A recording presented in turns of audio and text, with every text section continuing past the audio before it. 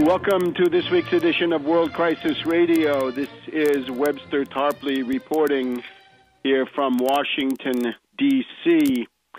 Program being recorded on the afternoon of Good Friday.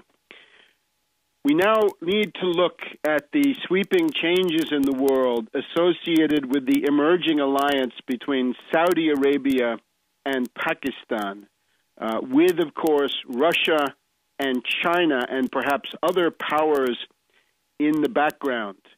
This revolves around the trip of Prince Bandar of the National Security Council of Saudi Arabia to Pakistan some weeks ago, with an underground freakout, an underground hysteria here in Washington against what Bandar and his faction in Saudi Arabia are doing together with Pakistan.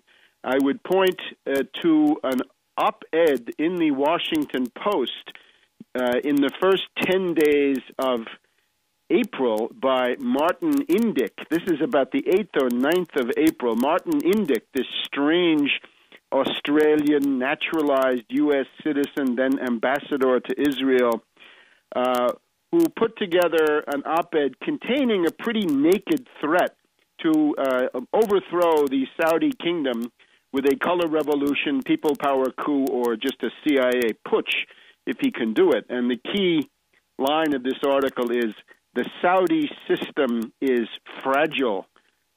Pretty clear blackmail talk from this gangster, Indyk, who is now at the Brookings Institution. Now, in the wake of a growing awareness in the Washington bureaucracy that Saudi Arabia may be breaking away from U.S. control, we're seeing some counter moves. I would also supplement this with the idea, of course, that what Bandar had been doing is a number of things.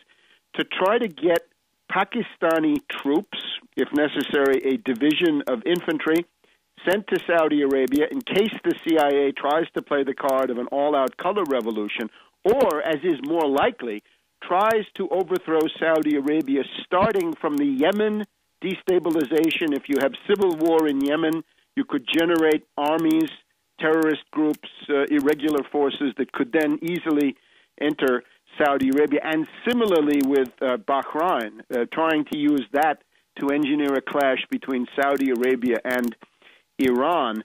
But it goes further. We have some reports that Saudi Arabia is seeking to obtain its own independent nuclear deterrent. In other words, to essentially match whatever the Iranians might have. The Saudis are seeking, according to some reports, unconfirmed, seeking Chinese missiles. These would be IRBMs, intermediate-range ballistic missiles, regional-type missiles, but with several thousand miles of throw capacity. Chinese missiles possibly equipped with Pakistani nuclear warheads. Now, that has to be taken with some skepticism, but on the other hand, it's also quite plausible. We have today, the 22nd of April, 22nd of April, an exchange of greetings, a very, very significant exchange of greetings between Bandar and Gilani, the Prime Minister of Pakistan. This is essentially letters where Bandar says to Pakistan, we want to have close, friendly, special relations with Pakistan. In other words, a Pakistani-Saudi special relationship is the heart of this letter by Bandar. And then Gilani responds that these are two brotherly countries. This is sort of a formal diplomatic registering. It's a démarche that says we're now in a special relation. And then again, that means the Pakistani nuclear umbrella could already be extended over Pakistan, so that there would be quite possibly a deterrent effect on anybody wanting to attack Saudi Arabia. This then comes in the context of extremely acrimonious provocations by Admiral Mullen. Admiral Mullen, the top warmonger in the Pentagon, the head of the Joint Chiefs of Staff, in my view, violating the elementary rules of hospitality by insulting his hosts.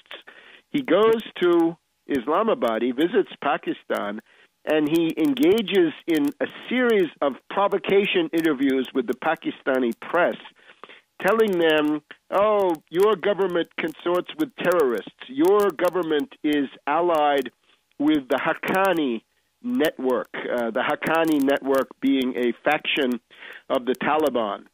Pakistan works with terrorists. The Haqqani network, says Mullen, to a whole series of Pakistani internal media. Mullen had a meeting with General Kayani, the head of the entire Pakistani military establishment. General Kayani responded in kind. He shot back saying, we demand the cessation of these terror drone attacks, right? The infamous CIA Predator drones flying over Pakistan, killing innocent civilians left and right. They're killing you on the basis of being a Taliban sympathizer. Think of what that means. It's Operation Phoenix in Vietnam, the massive slaughter of civilians practiced from the sky in an even more cowardly way than it was done back in Vietnam. The latest handiwork of these Predator drones, there are now 40 Pakistani members of a village council killed by a Predator drone. 40 members of a council, and they say, well, they were all, the U.S. claims, all members of the Taliban. A fantastic story. So the provocations by Mullen are met then by a relatively firm response from Kayani. Now, we have further exchanges. In the last days of March, beginning of April, right after Bandar went to Pakistan, we had an immediate blitz visit by Robert Gates, the founder of al-Qaeda, who is now the head of the Pentagon, Defense Secretary of the U.S., visiting there. And then within a few days, we have this nonentity, this Danalan, the head of the National Security Council, coming in and presumably repeating the message, which is, don't you dare go off the reservation or we will make life very tough for you. The Pakistanis are hanging tough. The Pakistanis are demanding not only the cessation of the Predator drones, but they're also demanding the names of all the CIA secret agents who have been bootlegged into Pakistan. And that comes, of course, in the wake of the Ray Davis affair. Ray Davis arrested for murder, and apparently pretty good case that he was, in fact, guilty of murder. But he's also accused in various Pakistani publications of being a terrorist controller who was directing the activities of various terrorists, and also accused by these same publications of having something to do with the preparations for a dirty bomb. In other words, getting nuclear material into the hands of these terrorists so that they could set off a radiological dirty bomb, and then, of course, the U.S. would be able to argue the Pakistani nuclear arsenal is not under control, therefore we, the great U.S., will seize it. Now, naturally, if you're in the Pakistani propaganda operation, you might want to point out the hypocrisy of this. Mullen says to Kayani, you are allied with the Haqqani network. Good answer to that is, that's nothing. You're working with al-Qaeda terrorists, Guantanamo inmates in Libya. You're arming them, you're paying them, you're acting as their diplomatic frontmen, you're giving them propaganda cover, you are providing them with every conceivable service. Essentially, is it that the Pentagon is now the headquarters of al-Qaeda, or that al-Qaeda is the infantry of the Pentagon? Cut it any way you want. But the inherent contradiction, which we pointed out in previous weeks, that you're going to be supporting al-Qaeda in Libya, but you're going to be killing people over this al-Qaeda issue in Pakistan, is now boiling up to the surface, and we'll be back in just a minute here on World Crisis Radio.